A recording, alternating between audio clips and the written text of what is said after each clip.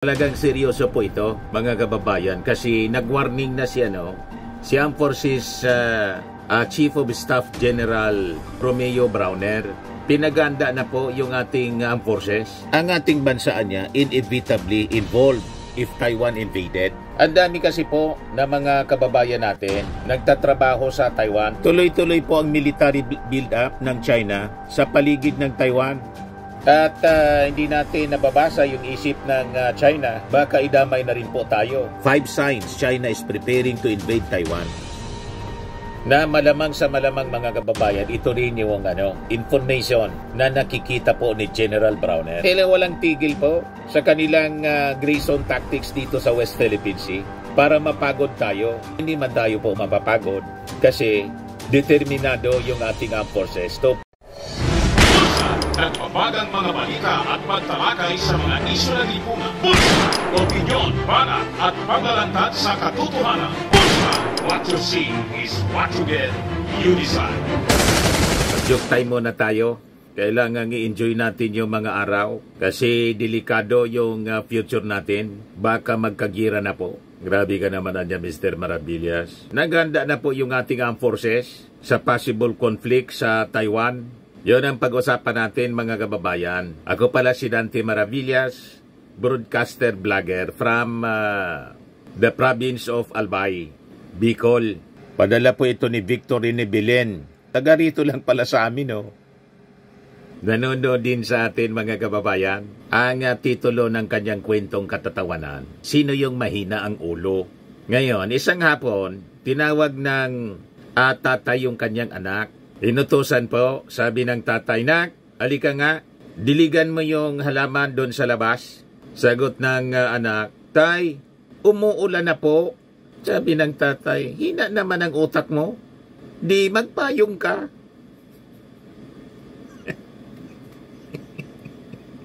Sinabihan ba yung anak na may na yung utak? Umuulan na nga. Magpayong ka niya. Kaya sabi ng anak, "Sino kaya yung may na ang ulo?" Backfire, mga kababayan. Matik na. 200 pesos agad. Di kasama ka na rin sa raffle. Sa monthly draw, 5,000 pesos. Yung hindi mapipili sa hindi mabubunot sa monthly draw, kasali pa rin sa ating grand draw sa December, 10,000 pesos yung mananalo. Yung mabubunot, mga kababayan. Ito na siya. Dito na tayo po sa seryosong topic. Talagang seryoso po ito, mga kababayan, kasi nag-warning na si Armed Forces Chief of Staff General Romeo Browner. Pinaganda na po yung ating armed forces, yung NOLCOM. Yan po, prepare rescue plan for 250,000 OFWs in Taiwan in case of invasion. Sabi po ni Browner, sinabihan niya yung kanyang mga sundalo. Kasi sabi niya, ang ating bansa niya inevitably involved if Taiwan invaded. Ang dami kasi po na mga kababayan natin nagtatrabaho sa Taiwan, 250,000. So hindi maiwasan na ma-involve po tayo. At sabi sa balita, malamang ang invasion po mangyari within 3 years. Tuloy-tuloy po ang military build-up ng China sa paligid ng Taiwan. At hindi natin nababasa yung isip ng China, baka idamay na rin po tayo. Kasi gusto nilang kamkamin pati yung buong West Philippine Sea. Kaya importante talaga yung ating paganda kahit ayaw natin pong makipagdigma. Ayaw natin ng gira. Kaya lang, kung indadamay po tayo sa paglusob, kailangan po na maganda tayo. Yan ang rason kung bakit yung ating katratado, bumisita pa lang dito si Igset, yung bagong defense secretary ng US, 4 days ago, para i-reiterate, mga kababayan, yung ironclad commitment to defend our country. Base sa ating 1951 military agreement, yung RPUS Treaty. So ito yung sabi po ni General Browner. Sabi dyan sa balita, published by Manila Bulletin, Armed Forces of the Philippines Chief of Staff General Romeo Browner Jr. has tasked the Northern Luzon Command on NOLCOM to start preparing for the rescue plan for Filipinos in Taiwan in the event of invasion of China. There are around 250,000 overseas Filipino workers in Taiwan. At sabi sabi po ni Browner, there is a need to come up with the necessary measures to ensure their safety and security in case of armed conflict. Desidido kasi po mga kababayan yung China na i-retake po yung Taiwan kasi as you know, ang Taiwan po renegade province sa paningin ng China. Alam na ninyo siguro po yung history niya. Kaya nga po may one China policy tayo. Ngayon, hindi man tayo mangingialam sa conflict sa Taiwan. Kaya lang, sabi ni Browner, inevitably we will be involved dahil sa presence ng ating mga kababayan nagtatrabaho doon. So nililinaw natin ito kasi baka gamitin na propaganda ng mga pro-China rito, yung mga DDS po. Sabihin, kita mo kinakaladkad ni PBBM talaga anyang bangag. Mahirap na po, kinakaladkad niya talaga sa gira ang Pilipinas sa Taiwan. Nangingialam niya tayo. Hindi nga po maiwasan na hindi tayo mangialam kasi paano may mga kapwa tayo Filipino, mga OFWs, nagtatrabaho doon. Alangan man po, hindi tayo sasaklolo. Pag hindi tayo sumaklolo, di lalong napasama yung ating gobyerno. Hindi man natin po masisisi yung ating administrasyon kasi unang-una, 3 years pa lang nakaupo si PBBM. Kung naayos sana ng mga previous administrations, yung pamumuno sa ating bansa, naging tiger economy na sana tayo. Kung hindi dahil sa mga incompetent official, hindi na sana nagtrabaho sa ibang bansa yung ating mga kababayan. Dito na lang. Yung promises mga kababayan ng mga dilawan na pagagandahin nila yung Pilipinas after na mapatalsik yung ating dating Pangulong Ferdinand Idralin Marcos, hindi man po natupad. Kaya nga sinisikap nga ngayon ng ating Pangulong Bongbong sa pamamagitan ng programa para sa bagong Pilipinas. Sinisira naman po ng mga kalaban niya na gustong iupo si Sara kasi ang gusto nila pro-Chinese, pro-China, para buwelo yung China mga kababayan sa pananamantala dito sa atin. Hindi naman po tayo papayag sa gano'n. Ngayon, going back dito, sabi ni Browner, tiwala naman anya tayo in the capability of the military forces to secure the northern part of the country amid the aggressive modernization programs that include acquisition of modern military assets. Yan anyang NOLCOM or Northern Luzon Command is our frontliner here in the northern hemisphere. And as we saw a while ago in their shift to territorial defense, they have gone a long way already. Pero sabi ni Browner, let me give this further challenge anya. Do not be content with securing just the northern hemisphere up to Mabolis Island. Start planning for action in case there is an invasion of Taiwan. Let us extend our sphere of operations because if something happens to Taiwan, inevitably we will be involved. Hindi niya maiwasan na tayo ay masangkot kasi kailangan nating i-evacuate. Military siyempre yung gagamitin natin, yung armed forces para sa pag-evacuate ng ating mga kababayang OFWs. 250,000, napakarami po. And sabi ni Browner, there are 250,000 OFWs na nagtatrabaho sa Taiwan and we will have to rescue them and it will be the task of the Northern Luzon Command to be at the front line of that operation. China has been aggressively conducting war games in the South China Sea that includes areas near Taiwan which it dreamed of annexing to its territory over the years. Yung Taiwan, mga kababayan, naganda na rin sa pamamagitan ng pag-conduct ng aggressive military build-ups that include acquisition of modern military hardware in anticipation of any invasion plan. On the part of the Philippine military, sabi po ni Browner, NOLCOM forces have been subjected to rigorous military exercises and readiness assessment through war games and other military exercises with other countries. Lalo na po ng Amerika, nakaraang mga linggo, kasama din po yung Japan. Last year, yung Australia. So itong ginagawa natin mga kababayan, hindi para makipagyera, kundi for our defense. Baka kasi po tayo idamay ng China. Ito sabi dito sa balita, published March 28, China's military build-up indicates it is serious about taking Taiwan. Desidido talaga mga kababayan na invade yung Taiwan. O ngayon, ang tanong, kailan ba yon posibleng gawin, i-launch yung military invasion ng China sa Taiwan? Para may idea po tayo. O ito, i-share ko sa inyo. Itong kwento published by Global Guardian. Sabi dyan, will China invade Taiwan? A potential timeline for conflict. Alam natin na yung ating armed forces, hindi magsasalita yon si General Browner kung wala siyang mga intelligence information. Mga reliable intelligence information about the possible invasion. Siguradong mayroon siya na inside story, mga kababayan. Yun ang rason kung bakit sinabi niya, maganda tayo. Pero hindi dapat tayo na mataranta. Relax lang tayo po. Sabi sa Bible, do not be troubled, for there will be wars and rumors of wars. Ganun talaga po.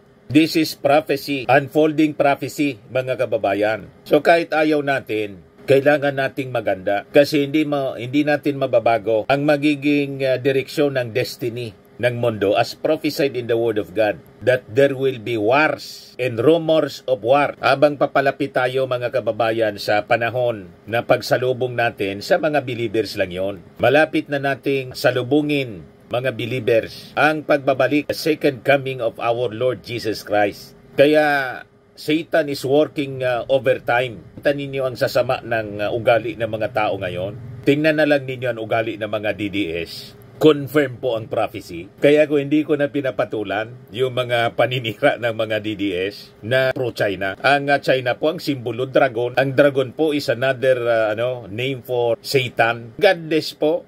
Kaya pag umalyado kayo sa kanila, ibig sabihin, kaisa kayo sa kanilang ideology. Kaya lumilinya tayo sa Amerika. Kasi yung Amerika, mga kababayan, isang Christian country.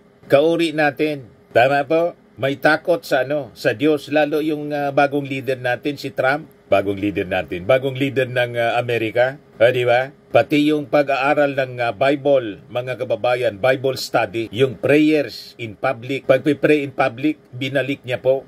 You see?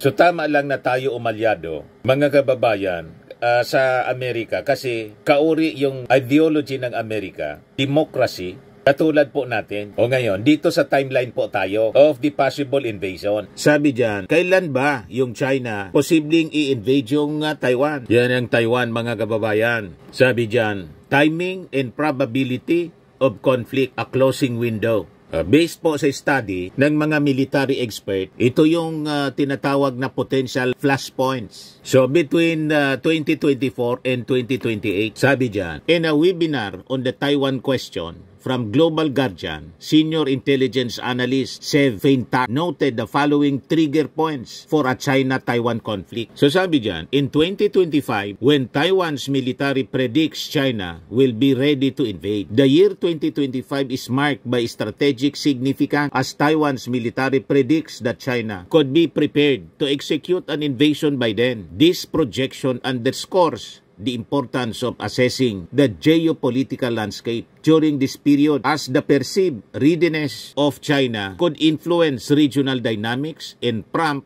preemptive measures from Taiwan and its allies. So, with this study, mga kababayan, in analysis, malamang dito din nakabase yung pronouncement, mga kababayan, ni General Browner na dapat nating pagandaan. Kasi palapit ng palapit, we are now within the timeline. Yung tinatawag na closing window ng possible invasion ng China sa Taiwan. Kaya nagsalita na po si General Browner. Sabi pa dyan, when China's People Liberation Army marks its centennial in 2027, the centennial of China's People Liberation Army o PLA in 2027 is a symbolic milestone. The PLA's commemoration of 100 years could potentially coincide with the strategic moves, displays of military strength shaping perception both domestically and internationally and influencing China's approach to regional affairs. Then isa pa, when the US likely nears semiconductor sovereignty, likely around 2030, reducing its dependence on Taiwan. Anticipating the year 2030 is crucial, particularly concerning semiconductor production. As the US progresses towards semiconductor sovereignty, reducing reliance on Taiwan for critical technology components, the dynamics in Asia-Pacific region may shift. The shift could impact the strategic importance of Taiwan in the eyes of both the US and China. So ang ibig sabihin, pag hindi na masyado mag-rely sa semiconductor production yung Amerika sa Taiwan, so mababawasan mga kababayan yung pangingialam ng US sa Taiwan po. Baka pabayaan na siya. Ngayon, na kailangan pag masyado ng Amerika, dependent pa siya sa supply ng semiconductor sa Taiwan, kaya po siya agresibo to give protection to Taiwan. Yan ang ibig sabihin yan, mga kababayan. And that is normal sa human relations. Kahit po sa relasyon sa bansa, parang sa magbabarkada lang, pag kulang na yung pakinabang mo, didistansya na siyempre sa'yo. Ganon lang yan po. That is the reality of life. Ngayon, na mataas pa yung interest na Amerika sa Taiwan, kasi pag in-invade yan ng China, tapos hindi nila prinoteksyonan, apektado yung kanilang economy. Yung semiconductor industry, kung saan sila kumukuha ng supply. O, di ba? O ngayon, sabi rito, here are the key considerations that Global Guardian is looking out for during the foreseeable future. Ano siya, mga kababayan? Sabi dyan, a perception of US destruction, a crisis on the Korean Peninsula, the Middle East involving the US military could tip the scale in favor of action. China is closely monitoring the strain the Ukraine war has in maritime mission off the coast of Yemen puts on the United States arsenal and whether this pressure would force the United States to blink in standoff with China. Pangalawa, the health of the Chinese president, si Xi Jinping, who is 71 years old na, triggered speculation about his health when he skipped a major speech at the BRICS Summit in South Africa in August with no explanation. He may want to cement his legacy as the one to reunify China before it's too late. So baka dahil paina, matanda na si Xi Jinping, gusto niyang mag-iwan ng legacy. In that legacy, mga kababayan, is to retake Taiwan para hero siya sa mga Chinese. Di ba? May mga ganong kaisipan po ang mga leader sa mundo. Ano niya yung legacy na pwede nating iwan sa susunod na generation? Ito niya, i-invade natin yung Taiwan para ito ang aking legacy. Nabawi na natin yung province. Di ba? Ganon yun po. Ano pa, sabi dyan, a change in the United States-China-Taiwan policy. This would be marked by a shift from strategic ambiguity to strategic clarity. Ano pa? Provocative trips by high-ranking U.S. officials to Taiwan. When the U.S. House Speaker Nancy Pelosi visited Taiwan in August 2022, Beijing responded with forceful and coercive military, economic, and diplomatic measures, including large-scale military exercises around Taiwan. Tapos, yung tinatawag na game-changing U.S. arms sales to Taiwan and or Taiwanese short-range ballistic missile tests.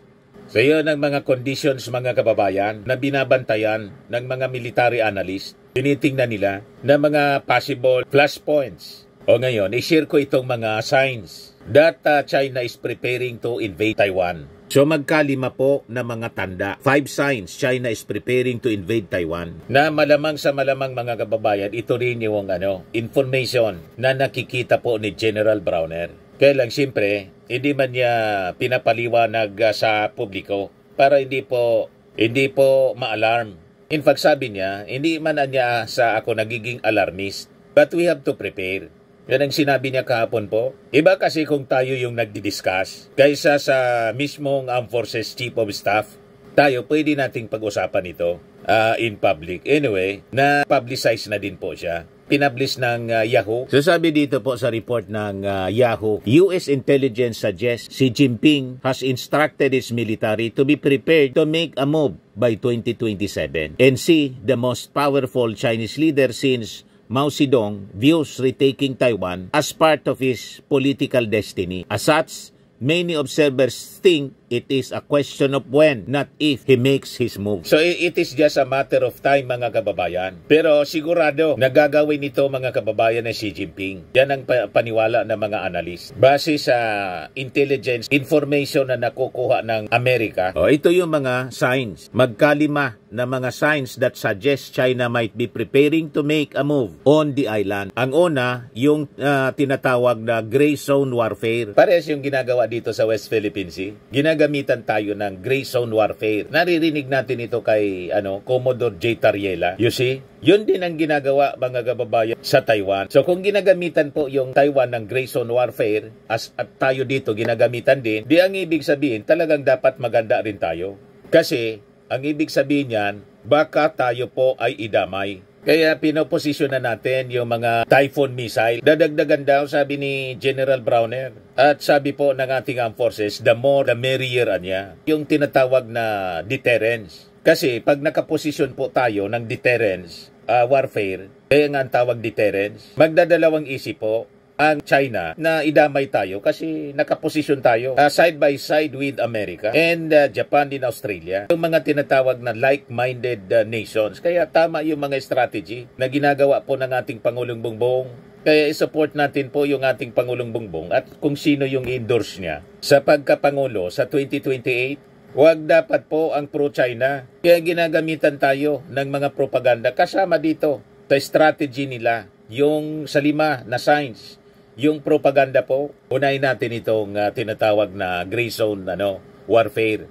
Ayan sabi dyan, China's military launched a record number of warplane incursions, over 3,000 into Taiwan's air defense identification zone in 2024 as part of its gray zone warfare designed to exhaust a foe without resorting to open combat. In addition to intimidating Taiwan, such as activities allow the People's Liberation Army to hone its capabilities ahead of a full-scale invasion. Analysts say China's relentless harassment has already taken psychological toll and depleted Taiwan's resources. Yun din ang ginagawa nila dito sa atin po. Gusto tayong i-deplete. Kailan walang tigil po sa kanilang gray zone tactics dito sa West Philippine Sea para mapagod tayo. Hindi man tayo po mapapagod kasi determinado yung ating armed forces to protect our territory with our allies.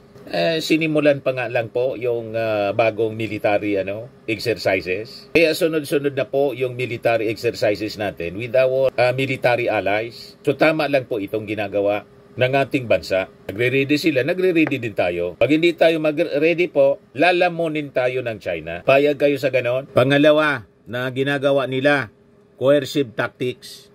Next, delay and weapons integration. Some in Taiwan fear the attack might come sooner, with China spurred on by Taipei's delays in integrating U.S. weapon system. The timeline for incorporating the systems has remained largely hidden, in part because the Pentagon releases little information on such activities.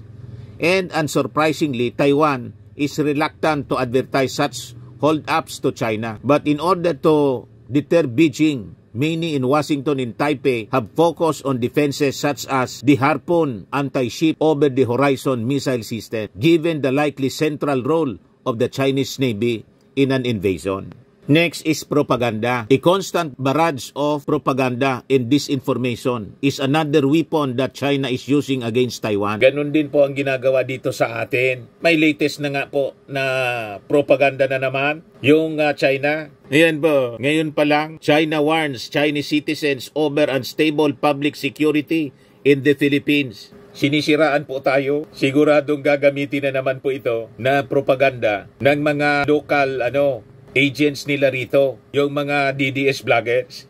Bakit may flag na rito? Chinese flag.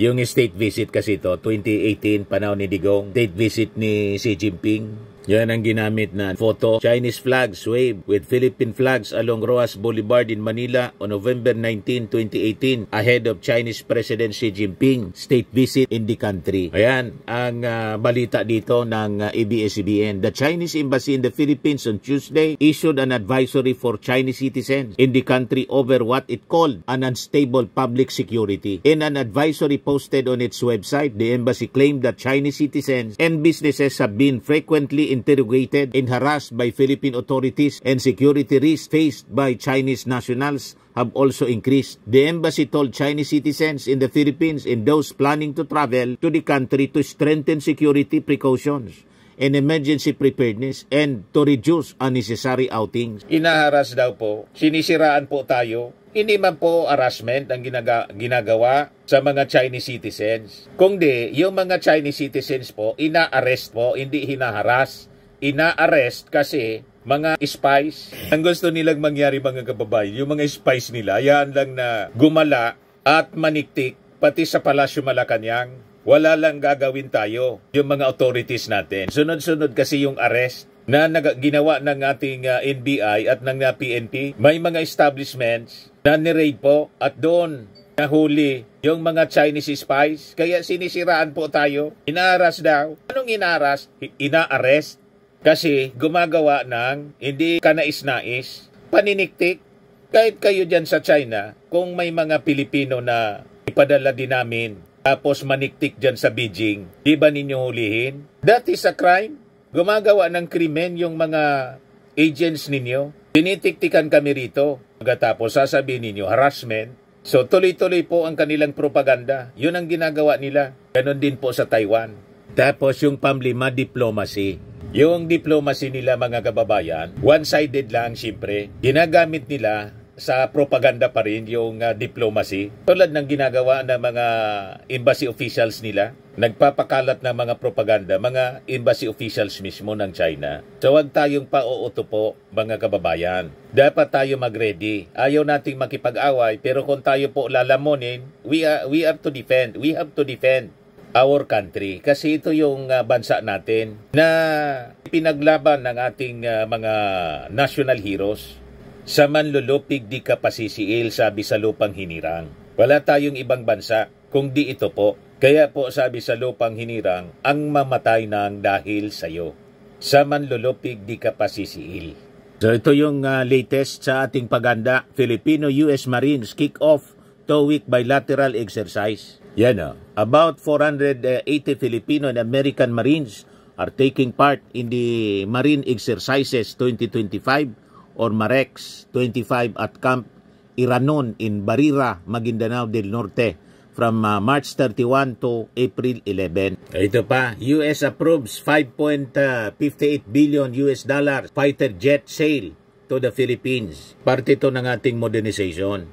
Sabi dyan, the sale will improve the security of a strategic partner that continues to be an important force for political stability, peace, and economic progress in Southeast Asia, sabi po ng State Department. The sale will boast the Philippine Air Force ability to conduct maritime domain awareness and enhance its suppression of enemy air defenses. President Donald Trump's administration has sought to redirect U.S. military efforts to Asia to face a rising China, especially as tensions rise over Taiwan and to lessen involvement in Europe despite Russia's invasion of Ukraine. On a recent visit to Manila, Defense Secretary Pete Hegseth vowed to reestablish deterrence in the Indo-Pacific region in light of threats from the Communist Chinese. Secretary of State Marco Rubio has reiterated U.S. defense commitment to the Philippines in contrast to the Trump's administration's frequent talk of freeloading of the United States by allies in Europe. Ayan po mga kababayan ang ating mga preparations. Ang ini-establish natin dito is deterrence. Kasi pag ang isang bansa weak ang tingin ng mga neighbors, nagiging soft target siya. Ganon ang natura kahit sa neighborhood po. Pag ang tingin sa'yo mahina ka, aaping ka ng kalapit bahay mo. Pero kung alam ng kalapit-bahay mo, ng kapit-bahay mo, malakas ka rin, hindi ka niyan aanuhin. Yan ang tawag niyang deterrence. Ito pa yung balita. Navy prepares to revamp West Philippine Sea Order of Battle. Yan may reorganization po na ginawa yung Department of National Defense. Approved the reorganization of Naval Forces West to West Naval Command in the Naval Forces Northern Luzon to Northern Luzon Naval Command. Philippine Navy spokesperson for the West Philippine Sea, Rear Admiral Roy Vincent Trinidad told the Inquirer. So sabi dito sa balita ng Inquirer, the Naval Forces West in the Puerto Princesa City, Palawan is a naval unit in charge of maritime security in Palawan, including the West, the Philippine claims in the Kalayaan Island Group in the West Philippine Sea. The Naval Forces Northern Luzon in San Fernando, La Union, meanwhile, oversees maritime security in Panatag, Scarborough Shoal, Balintang Channel in the north, facing Taiwan in the Philippine Binham Rise in the east. Both units are among those at the front lines dealing with China's coercive and aggressive actions. Beijing in recent years has stepped up its aggressiveness in the South China Sea, which claims almost entirely and around Taiwan, where it has not ruled out taking the island by force. So para po updated kayo mga kababayan kung ano yung ginagawa ng ating armed forces. Pinagandaan na talaga po. So last week, natuwa yung ating armed forces kasi ang sabi, dadagdagan ng Amerika yung pag-deploy ng Typhoon missiles dito po sa atin. Ayan po yung balita. Yan. For deterrence po siya. Ito yung sinasabi natin. The more the merrier, sabi rito. The United States is preparing to deploy another Typhoon mid-range capability or MRC missile systems in the Philippines. Sabi po ni Colonel Francel Margaret Padilla, military spokesperson. This is a welcome development niya for the armed forces. We can say that the more the merrier, sabi po ni Padilla. So the more assets we have, the more also that we are able to train more personnel on our part. So tinatanggap po natin willingly. She noted that the report on the deployment came from the U.S. Indo-Pacific Command. Sabi niya, if you are to focus on the training capacity of our personnel, the more equipment, the better. If indeed these particular advanced weapon systems or platforms reach us, it is a welcome development for us to further train our personnel on such weapon systems, sabi ni Padilla. So ulitin natin, lahat ng itong mga armaments, deterrence po for our defense, hindi po for our offense. Nagagalit yung China kasi may masama sila mga kababayan na plano sa atin. Ang gusto nila, mag-invade mga kababayan na wala tayong kalaban-laban. Ano sila, siniswerte? Hindi pwede po ang ganon. Kasi yung prinsipyo mga kababayan ng China, yung art of war ni Sun Tzu, yun ang ginagamit nilang strategy. Yan Sun Tzu, the art of war. The supreme art of war is to subdue the enemy without fighting. Kaya gusto nila, weak lang tayo. Para wala nang labanan niya, ini-infiltrate tayo. Mas gugustin na nila na matalo tayo na walang laban. Winning the war without fighting. Yung take over na lang sila sa pamamagitan ng infiltration.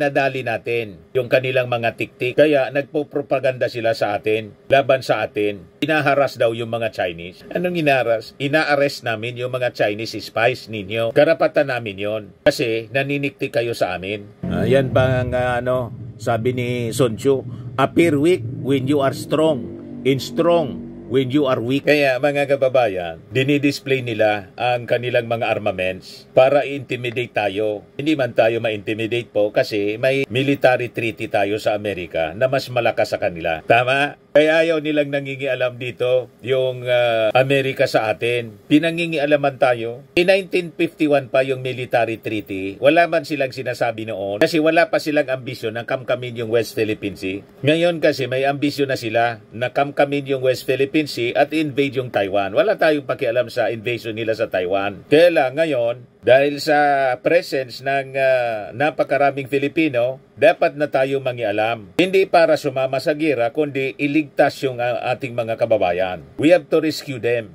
So naintindihan na ninyo? Kasi siguradong pipilipitin po yung kwento ng mga pro-China na mga makabagong makapili dito sa atin. Sasabihin nila, kakalad ka rin, kinakaladkad ng ating presidente ni PBBM ang Pilipinas sa giraan niya sa Taiwan. Siguradong yun po ang sasabihin nila. Kaya niya dapat palitan na si PBBM. Paupuin natin, i-people power natin si PBBM. Paupuin si Sara. Siguradong yun po ang gagawin nila. Kaya inunana natin ngayon, pinaliwanag natin ngayon, extensively, para hindi makaporma yung mga propagandista nila. Yung isa nga, nakabase sa Beijing. Si Mr. Sasot, nandun sa Beijing po. Huwag natin papormahin po. Kaya ang pakiusap natin sa mga Marcos supporters, i-share po ito.